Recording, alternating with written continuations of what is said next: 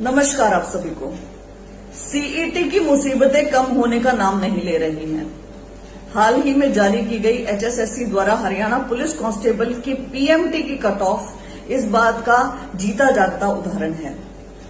इन cut off में बहुत चौंकाने वाली चीज सामने आई है कि बीसीबी कैटेगरी और इकोनॉमिक वीकर सेक्शन कैटेगरी के जो अंक हैं वो जनरल से ज्यादा हैं, यानी कि इन कैटेगरीज के अभ्यर्थियों को आरक्षण का कोई लाभ नहीं मिला। कट ऑफ इस प्रकार है: unreserved 52.17, EWS 58.72, BCA 49.87, BCB 55.10, SC 50.15 और एक्स सर्विसमैन 38.33। यदि हम एक क्लॉज देखें जो एप्लीकेशन फॉर्म में, जो सीईटी के फॉर्म में है, उस क्लॉज में 18.4 यदि हम बिंदु पढ़ते हैं तो उस बिंदु में लिखा है candidates will be considered in open general और parent vertical category on the basis of merit in the final result only and not at the preliminary stage provided they have not taken any benefit relaxation.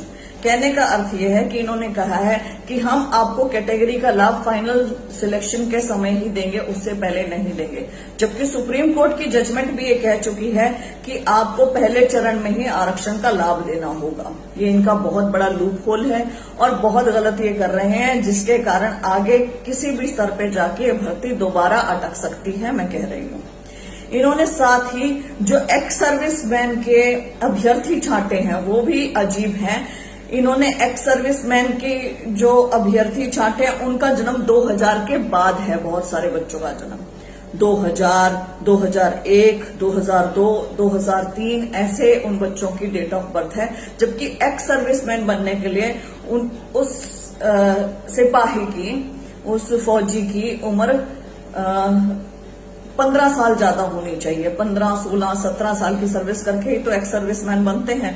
लेकिन इन्होंने यहाँ पे भी झोलमाल किया हुआ है, गड़बड़ झाला किया हुआ है। और ये अभ्यर्थी भी बहुत प्रताड़ित हैं। एचएसएससी को बार बार लिख रहे हैं, कह रहे हैं कि आप कृपया करके चीजें ठीक कर दें, लेकिन एचएसएससी करने को तैयार नहीं है।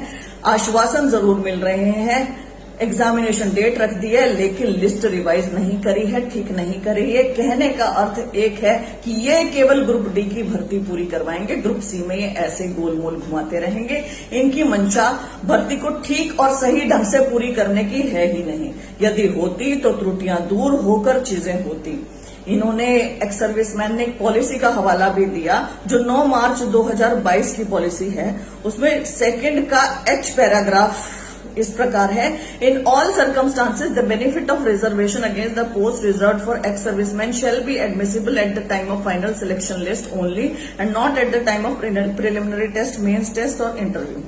ये जो पॉलिसी का हवाला दिया, ये दिखा के आए। इन्होंने कहा कि आप एक्स सर्विसमैन को यदि प्रिलिमिनरी स्टेज पर ही रिजर्वेशन नहीं देंगे, आरक्षण नहीं देंगे, तो वो बेचारा फाइनल स्टेज तक पहुंच ही नहीं रहा है। तो यहाँ पर जब इन्होंने बात की, चीफ सेक्रेटरी तक गए हैं, तो पता चला है कि ऐसी कोई पॉलिसी बनी ही नहीं। लेकिन ये पॉलिसी पब्लिक डोमेन में सर्कुलेट हो रही है बहुत लंबे समय तक, और इसी पॉलिसी के आधार पर शायद चयनित किए गए हैं ये बच्चे। ये जो कुछ नाम इन एक्स सर्विसमैन ने मुझे दिए हैं, ये कुछ नाम केवल 1000 में से है और 18,000 के करीब पेज है मेरे ख्याल से। 18,000 के करीब कैंडिडेट्स हैं, उनमें कितने बच्चे होंगे? ये जो त्रुटियां हैं एचएसएससी कृपया करके आप दूर करें। जो रिजर्वेशन की आप पॉलिसी फॉलो कर रहे हैं, जो लगा रहे हैं, क्या वो ठीक पॉलिसी के आधार पर लगा रहे हैं? क्या आप सुप्रीम कोर्ट के मानदंडों के अनुसार लगा रहे हैं? यदि आप नहीं लगा रहे हैं तो उसे ठीक करके लगाएं। जैसा कि मैंने पहले कहा था कि इन लोगों को जब पेपर नहीं बनाना आता तो रिजल्ट भी नहीं बनाना आता है, एडमिट कार्ड भी जारी नहीं करने आते, कुछ भी नहीं करना आता है। और ये मैं बिल्कुल डंके की चोट पे सीधी आंख से आंख मिलाकर आपको बोल रही हूं कि सीरियसली आपको काम करना नहीं आता है एचएसएससी। आप योग्य लोगों को नियुक्तियां दीजिए, आप अपना जो खाली रिक्त पद हैं उन्हें भरें ताकि ढंग से सिस्टम से काम हो सके। आप कृपया करके अपने सॉफ्टवेयर को अपडेट करवाएं। सरकार के पास बहुत पैसा है, बहुत गरीबों से पैसा इन्होंने लिया है, कभी किसी नाम से कभी किसी नाम से, महंगाई बढ़ाकर या कैसे भी।